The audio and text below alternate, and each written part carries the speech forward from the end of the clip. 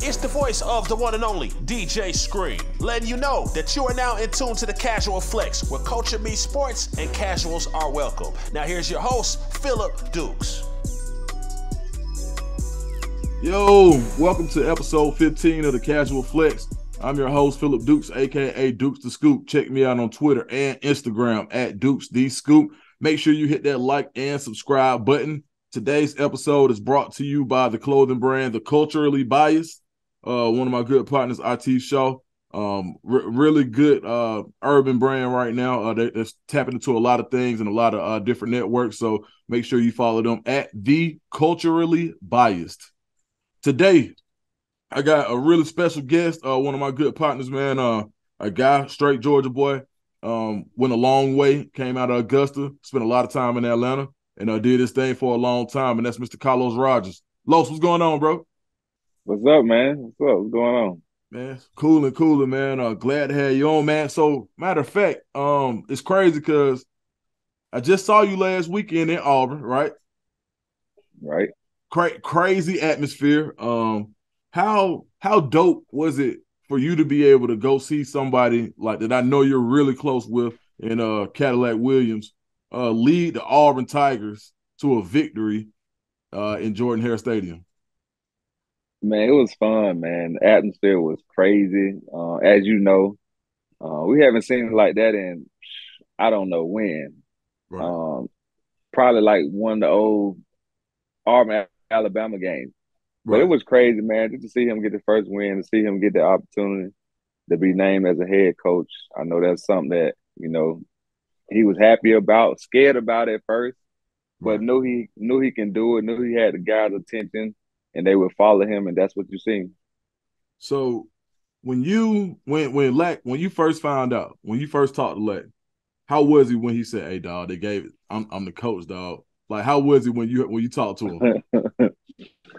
So the crazy thing about it, he told me a night before, because Okay. that's my best friend. So as people don't know, that was my college roommate, my best friend. We talk every day.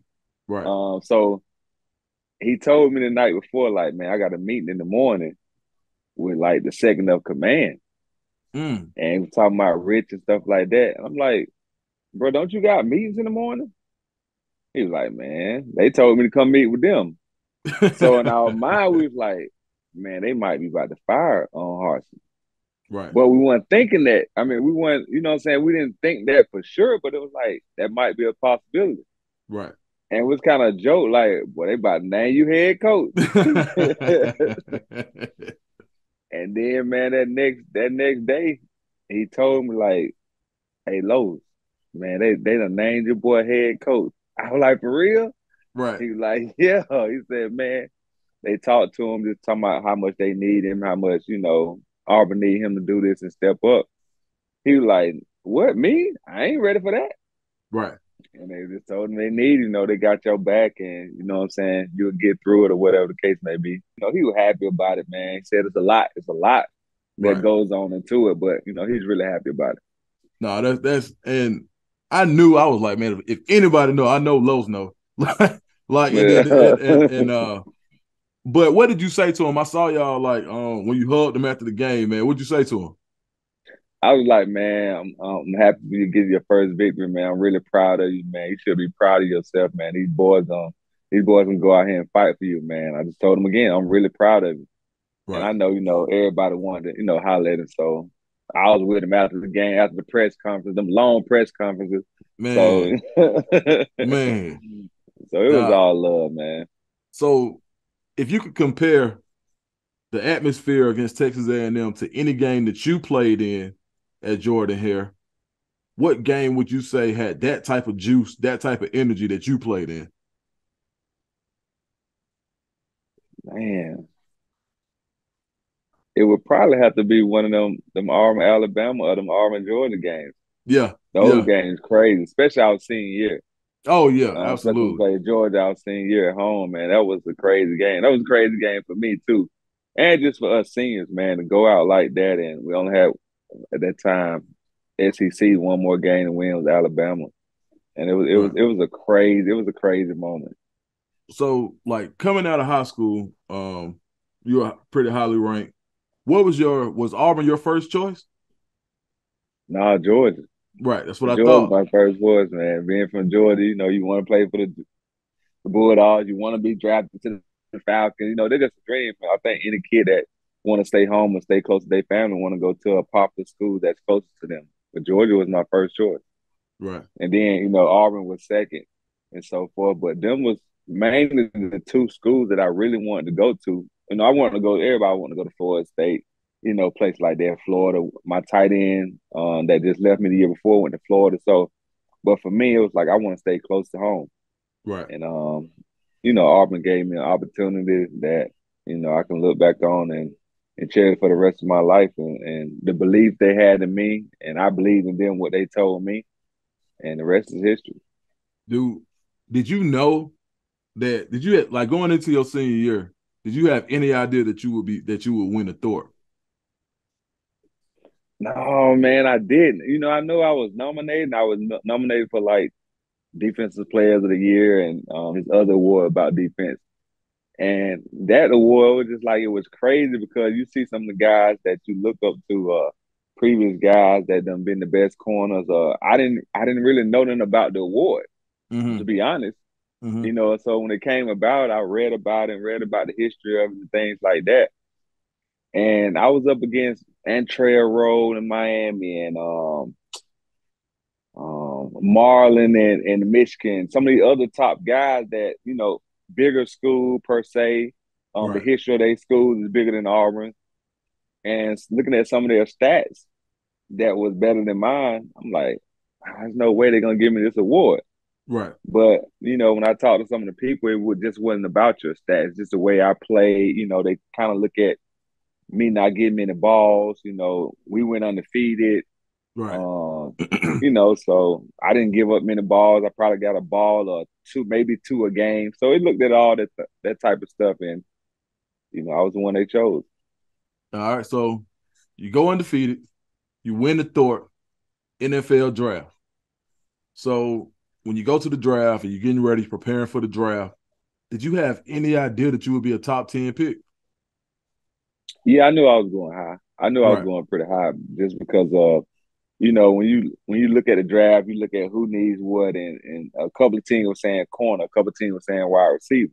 Right. And the crazy thing about it is when Nick Saban was at Miami, Right. he came to Auburn in person and worked me out, and I knew he loved corners. Right. So I didn't think I would go that high, but I knew it was a possibility because he really loved corners, and I know they had, I think, was Ricky already there?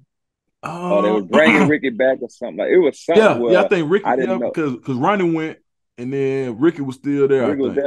there. Yeah, something like that. So, and then at the Senior Bowl, Tampa was my coach. The Tampa Bucks was our coach on our side. And I had a real good Senior Bowl. Coach loved me. DB coach loved me. Gruden loved me. And they needed a DB too. Right. Tennessee needed a DB. Washington needed a DB. So Arizona needed a DB. I know they liked me a lot. So I knew I was going somewhere, and I just didn't know where. Okay. So how exciting was it? Like, what was that pre-draft process like when you got three of your closest partners getting drafted, pretty much knowing you're going to be first-round picks? Because, let me see, Ronnie went, then Lack went, then you went, and J. Cam went. So Right. for you to have three of your homeboys, it's like, dang, like, because, the average guy that gets drafted in the first round is usually he's the guy and he's telling everybody else about what he's going through. Right. You had people that you could actually talk to about what they're seeing, knowing that you guys were on the same echelon. How did that impact your draft process, like having somebody that you can bounce ideas off of or talk to about what they were going through? Man, what's so crazy is we didn't. Okay, so Ronnie went too, and Ronnie actually went to New York to draft.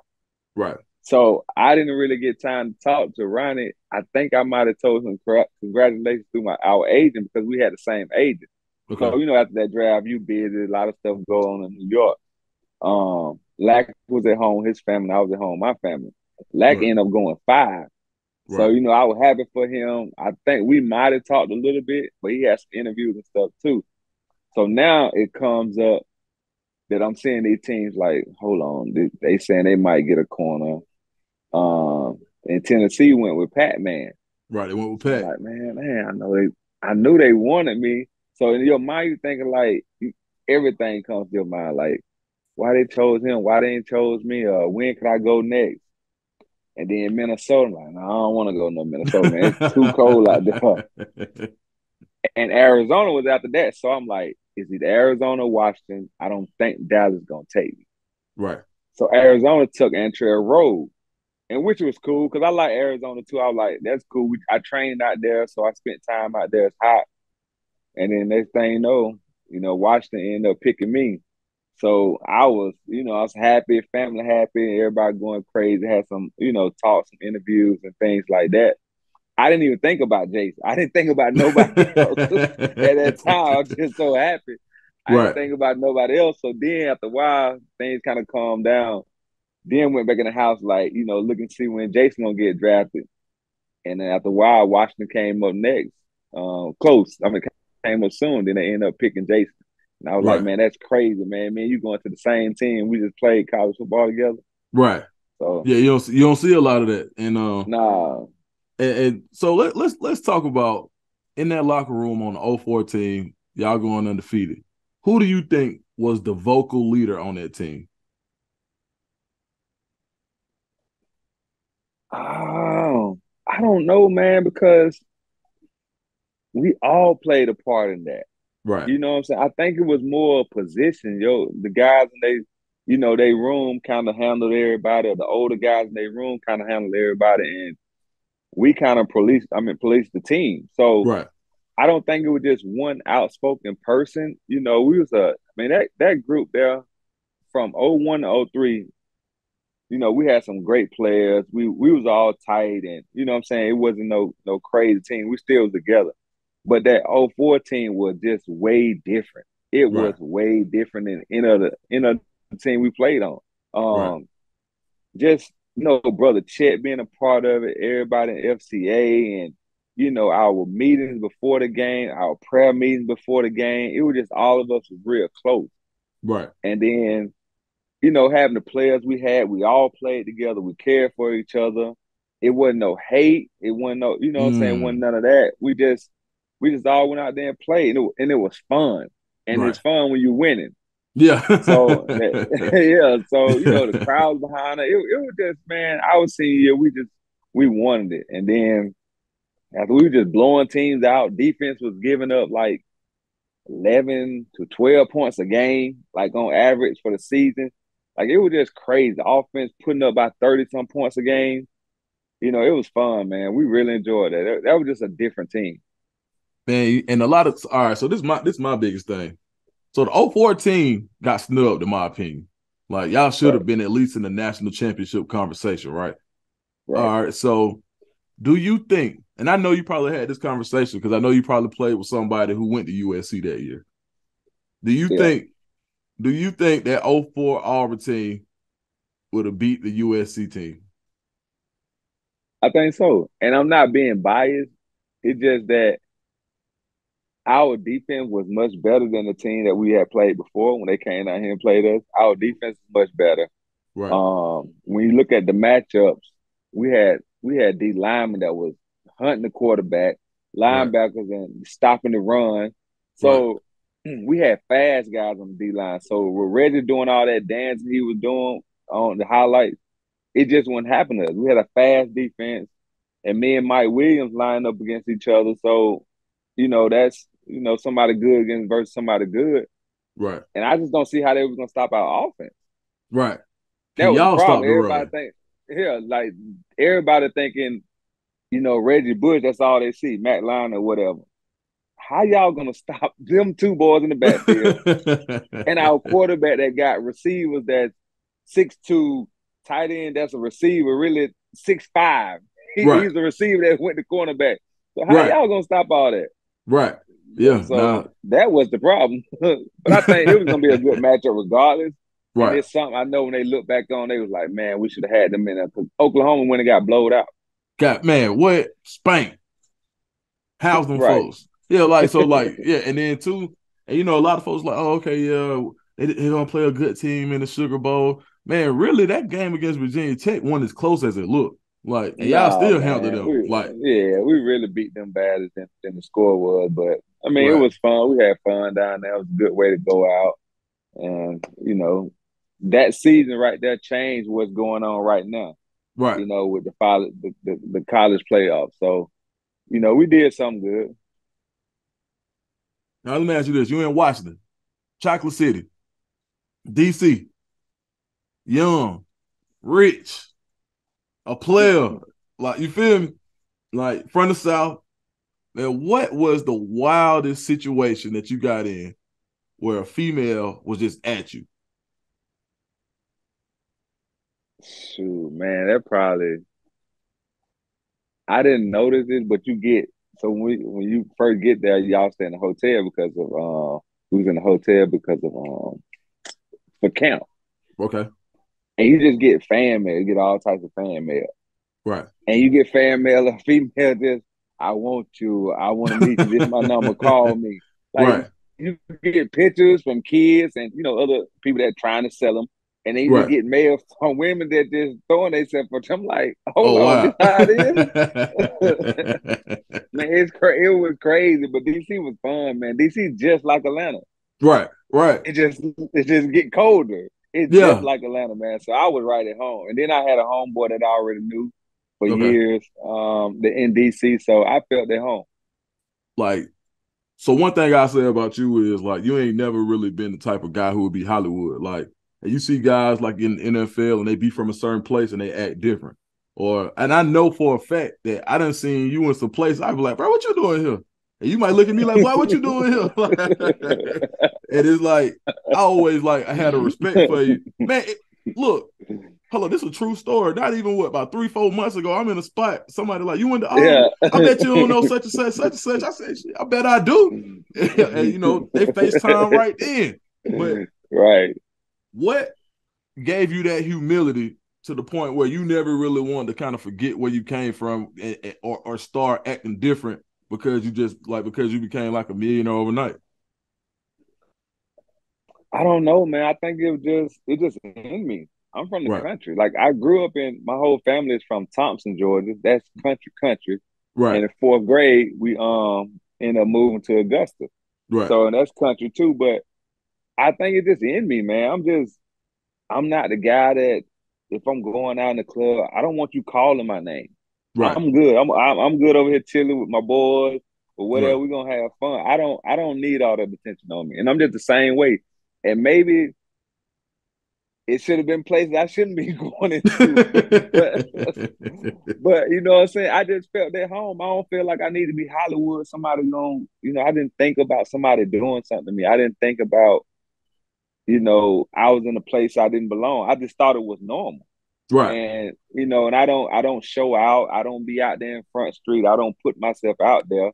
But I ain't by myself either. So Right. you know what I'm saying? I ain't just going out there being crazy. Right. And things are different than right now.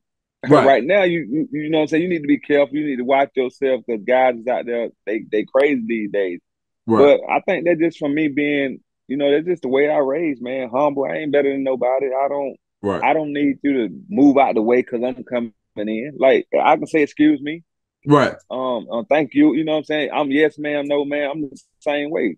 A lot of people don't say yes, ma'am to me or no, ma'am. And soon as they say that, I'd be like, okay, yes, ma'am. Like you know what I'm saying? It just in me. I'm just a humble guy, man. I don't look at myself as better than nobody else. So people can see me in the random spots, around the restaurant. I don't need to be ducked off nowhere. I'm just like everybody else. No, that's dope because I remember I used to see. I'd be like, man, I see Los. Like when you was in the city and when I was moving around a little bit, I'd be like, man, well, I know that ain't Los Rogers over there, man, and you over there kicking it now. And look, don't get it twisted. He wasn't by himself either. It ain't. He know how to move. So at the end of the day, and I think that's important because some guys, like especially in our culture, like we'll be thinking, I don't need nobody with me, man. I'm this, I'm that. But I always noticed you was the type of guy you'll hold the door. You know what I mean? You'll doubt somebody up. You know what I'm saying? You same person. They be like, hey, bro, you good? Like it'll be sometimes you might be like, hey, see you good? I'm like, yeah, I'm straight. Okay, just checking. Like, it was always that type of that type of love. So I always did appreciate that about you. But all right, you're in the NFL now. You dominated in college. Nobody even threw your way your senior year, bro. Like, really, you might have got one or two balls a game. Like, straight up. At what point in time did you realize, like, hey, boy, the NFL different? Like, what happened, or what was a play or a situation where you realized, well, I'm in the league now. This is different. It was different for me from the jump. So, like I said, the fan mail you get, that's different. You already like, dang, it's crazy. It's like so many meetings. That's your classroom. You know what I'm saying? You realize quick that's your job. So you're not going to the class and then you got a couple of meetings and then you go to football practice. No, you waking up from meetings to meetings, walkthroughs, lunch, meets, practice, after practice meetings. Then you go home and then you need to study some more. Right. So you getting all that as a rookie and all that's coming on you fast. But I had some older guys, Sean Spring and Walt Harris. Okay. That was always, showed me the ropes, man. Like, do this after practice, get in the cold tub, take care of your body. I'm like, man, that junk cold, man. I don't need to get in there every day. Like, I get in there tomorrow. Right. I get in there afternoon practice. Because we had 2 days back then. Okay. So yeah. But then going through that, man, listening to those guys, then once you get out there on the field, it's like, hold on, this junk going fast. But in my mind, I'm like, I'm just as fast as them. You know what I'm saying? It seems like they moving fast because I don't know all the plays. I'm trying to learn to play, but then I'm trying to watch, okay, 3-step. Oh, wow, they on me fast. I need to get up out this back pedal. You know what I'm saying? So, but once things slowed down in training camp for me, I knew I had a chance. I knew it belongs to me. And probably I think by the 4th, 5th game, I starting. Man. And I came in ready. I wasn't scared. Right. I always think, I just want to, run my way first. Just go on and run my way. If I can get this tackle out the way, right? I can get dirty, and then I'm good. Right. You know what I'm saying? I don't want to start out the game. We run the blitz, and I got the press. Right. As a rookie. Right. I'm like, man, you know what I'm saying? You might move out the first move. You jumping out the first move. Done so deal. I'm like, man, just run my way. Let me get this tackle on. Now I'm ready. Right. But, man, by the 5th game, 4th, 5th game, I starting. I realized, like, man, this for me.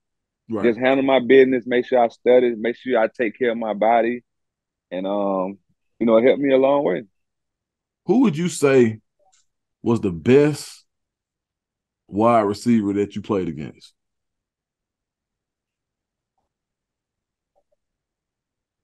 Oh, man. You played against some greats. I have.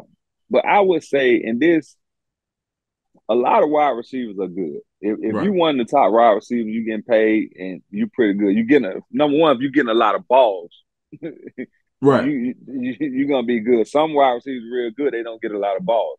But I came in playing in the NFC East, and that was the toughest conference back then. Yeah. Us, Dallas, you know what I'm saying? So that was the toughest conference. And playing against the Giants with Plexico. Ooh. With Eli, him back there on that backside by himself, the ex-receiver, it was tough. He was tough. Right. He was tough for me. Later on in my career, when I moved inside playing a nickel too, Victor Cruz was real tough. Victor Cruz. I remember he hit that salsa dance. Man, so you getting guys like that quick, Eli, again, throwing him the ball on time. Right. He in and out of his breaks. And that slot, that's somebody that was moving quick, But them older days, I played against a lot of guys, T.O., all them boys were good.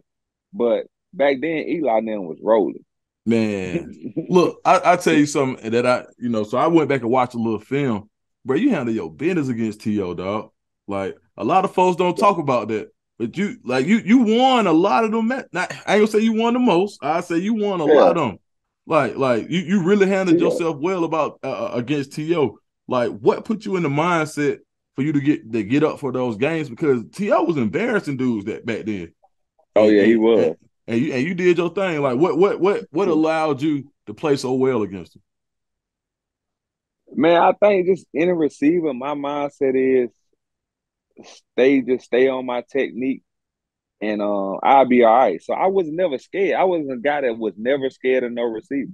It no Right. matter what your stats was, no matter what your name was, I was just never scared because I'm biased, but I feel like I have the perfect body and speed, you know what I'm saying, with size, Right. not scared, I tackle Right. that can cover any receiver. I'm Right. fast enough, I can handle some of the quick receivers that's shorter than me.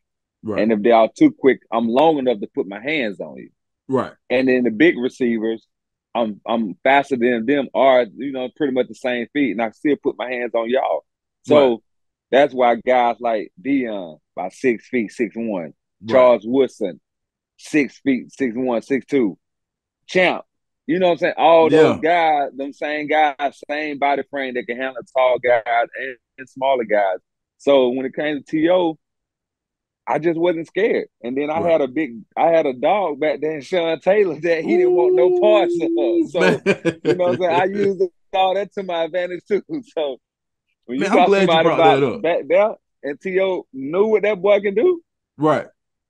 use that to Man, your advantage. let's talk about Sean Taylor, man. Probably one of my favorite football players of all time. How good could he have been? I mean, everybody said, and it's not me being biased. Sean could have been one of the best safeties we ever seen play. 6'3", 230, Right. run, cover, sideline to sideline, Right. would knock your socks off. Man. Like that's you don't see that. You don't Right. see no big guy back there that big that can run like that and cover like that. Most Right. time you got a big safety like that, they just a hitter. They can't Right. cover. Right. You know what I'm saying? You don't see guys that can do both of those things like that at that size and got range and will pick it. Right. Like it Yeah. just he he can do everything. And one thing about it is he don't care. He has his attitude. He don't care whether Right. y'all see what he did in the Pro Bowl. He went and hit That pole he punter. went and hit the punter. You know, he played one way. He practiced one way. Get out his way. Right. Third for Sean is when he third up running back, it's a little different because Right. he gonna lay that body on you like, dang, Sean, bro, it's a third, bro. Like, and he just gonna walk back. He ain't gonna say nothing to you, Right. and you ain't gonna say nothing to him either. Man, and so was Portis there with y'all then? Yeah, Portis was there. All right, so We had a CP team. man. So look, I used to see Portis on the south side a lot. Matter of fact, like my big brother Jonas, him and I think all y'all was all y'all had friends, I think. Who? Me and Todd who? France. Oh yeah, I know, We had Todd. Yeah, Jonas. yeah, Yeah, yeah, Big Jonas. big Jonas. Like so I seen Portis at the at Insomnia one night. Bruh, man, Clint Port I'm watching TV. I had no idea this man was that big, bro. Man, Portis could barely Yeah, get through the door like this. And they say he was yeah, running like a 4.3. yeah. Portis had that speed. How tough a tackle was Clinton Portis? Thing about it, I ain't have to tackle him. So that's the thing about when you get in the league. Like you may have a period where they do like live 7 on. I mean, they'll call it goal line. Okay. Do a live goal line period. They're more like the inner lineman, O lineman, D lineman, linebacker, and you might have a corner Right. or safety that's gonna be in the box.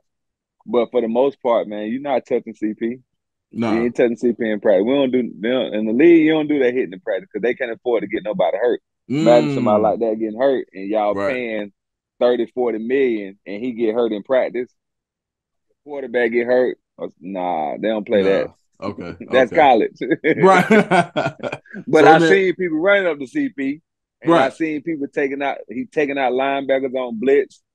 Like CP thighs so big, man. It's hard to tackle a guy like that. Who would you say was a cornerback that played on another team in the league that you thought like, man, you know what, this dude real good. Like when you was in the league, who was somebody that you looked at and you said, dang, this dude good. So man, I'm biased because Charles Woodson somebody I look up to. So I always watch him and had the opportunity to play with him in Oakland. He had moved safety. That's Champ right. Bailey, I always watch Champ. So those two are the two guys that every time I get a chance to see them play, I was watching those guys. And like I said, same body frame as me, same type, speed around the same. So, but for one of these young guys that's younger than me, probably Patrick Peterson. Yeah, yeah. Man, he's Love still doing watching it that boy. too. I be He's still forget. playing. Man, look, he just got a pick the other day. Two. Two. He got Hey, two. man, you know what? I think Hood trained him too. Or was training Yeah, him. yeah. Hood and them work out together. So that's one guy that I can say that I watched, and because I played when I was in San Fran, he was in Arizona. Right, right. So I'm always watching. I'm always watching him play, and we used to talk at the game because he remembered me from LSU. He used to watch me when I was in Auburn, Okay, and he was in okay. LSU. Right, So yeah, that boy, another guy. He 6 feet, like right. 195. That can run. He can cover anybody, Man, and he's Los, still doing it. you got to do some training. Are you doing any training or coaching? No, man, I'm full on my daughter, man. My daughter's AAU basketball, that travel basketball, her practicing 2-3 days a week, training. I'm Right, 100% on her, man. People man. keep So asking me about that. I should do some training. I should do something on TV. I'm like, man, I thought about it, but boy, when I see my daughter play and how good she is, right. I gotta give her all my time. So look, let me ask you this. So let's say Uncle, so your daughter, right? Let's say Uncle Cadillac calls and says, "Hey, I need the DB coach, man. What you gonna do?" I don't think Lat gonna call me first, but he already know. Right. But if he do, man, I'll be like, man, Lat, man, if you really need me, bro, Right. I do it. But he already know what time it is with me when it comes to my daughter. So, Right. Right. Now that's because I good, man. always tell him about that. I'm like, bro, how long you gonna do this, man? Like, y'all miss a lot of time with your kids. Like, Right. you miss a lot of time with your kids when especially when you're young and you got younger kids. Right. When you older and your kids done graduated or they in college and your wife at home just chilling, you can A be little up there different. all day or stay up there all day in the meetings and all that. But man, when you got my little girl like mine and she's getting looks in basketball and nah, man, I need this time with her. Now, Because man, you'll never get it back. You never get it man, back. Like I used to miss her when she was probably 4 and 5, and doing her little, her sports, soccer, basketball, t-ball. And when you in season, you don't get to come home. Off season, we used to have to report early and be up there wherever team you at. So you miss all that time. So now that I, what I'm saying, retired, I get this time with her. I'm gonna spend it with her. man, let me tell you something. That mean a lot to me because at the end of the day, like I made a lot of my life decisions based on the fact of being able to spend time with my little boy. Like because I Right. know what it meant to not see my daddy that much. You know what I'm saying? Or as much as I wanted to. So like, growing up like that, and it mean a lot to hear somebody say, I got opportunities, but you know what? Especially in our community, you know what I'm saying? Like to Right. hear somebody say, I got avenues all over the place because I know they want you on TV because you funny. I know they want you. I know you can train because you can play ball. Folks don't know that you can really hoop. Like Right. people don't know that you can hoop, right? So it's a lot of Right. stuff you can do. You know what I'm saying? Smart guy. So for you to say, you know what, I'm gonna take this time. I did what I had to do. I made a way for my family, and for me to spend this time with my daughter is more important right now, man. That a big salute to you for that. But all Right. right, I got to ask you one thing: if there was one purchase, so back in the day, it was a few guys that would get into some design and some diamonds early on, and you was one of the guys like if I had on some iceberg or some Coogee or some Versace or something like that in school, I said, let's see what the boy Lowe's gonna come with. Like so now it's somebody that I always kind of respected the drip. Like, what was probably you say like the most you spent on a crazy outfit because you had to put it on that day? Wow. Man, I don't spend so much on clothes. Um, man, it's probably been one. I can't remember, but it's probably been one of them parties that we done had out here. Right. Might have been. it probably was my 25th birthday. Okay. 25th birthday, man. I had the most fun on my 25th birthday. And then went out to Vegas, and I think I spent a lot of money on outfit in Vegas with Right. shoes, designer, everything. Right. Yeah, on Yeah. Vegas. It's probably been by I think it's probably around $4,000. Okay. Man, look. Hey, you know what's so crazy today? That ain't even that bad no more. Like, you know Nah, what I'm it's saying? not. It's not. That Nah, ain't even nah, that man. bad. It's That's nothing. all right. Cause Right. man, I'm looking at some of this Cause stuff that's a like, jacket. come on, man. Like I be watching Jared, like Ticket Jared. I be seeing Jared. I be like, Jared, what, like, bro? Like my boy Jared, man. Like it'll be designer, like everything, socks, shoes, whatever. And I'm doing the math. I'm going on Farfetch to kind of catch the deals. Like, you know what I'm saying? I'm like, okay, I'm on Farfetch to see what I'm like, but this shit expensive on Farfetch. Like, Right. golly. Nah, man, I but know.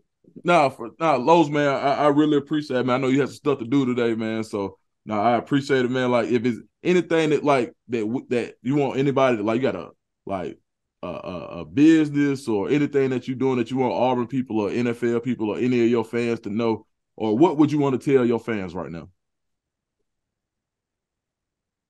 Man, oh nothing, man. This Lowe's just been chilling. I'm the same old guy. You ever Right, see me out passing, don't be scared to speak to me or come up to me asking for a picture, shake my hand, whatever the case may be. I'm the same humble guy that, when I first came in Auburn. This is a guy that's gonna smile and laugh and be happy all the time. Spending time with my daughter.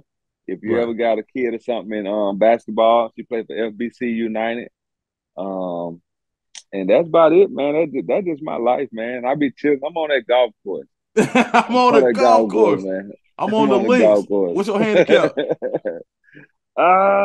It's high right now. It's a 13 right now, but Okay, it's because okay. I don't have some bad rounds lately. It's been cold out here too, Yeah, so. yeah. Now I got to get out there with you, man, for sure, man. But hey, look, man. Hey, make sure you hit the like and subscribe button. We got plenty more to go for sure. Casual Flex, we out.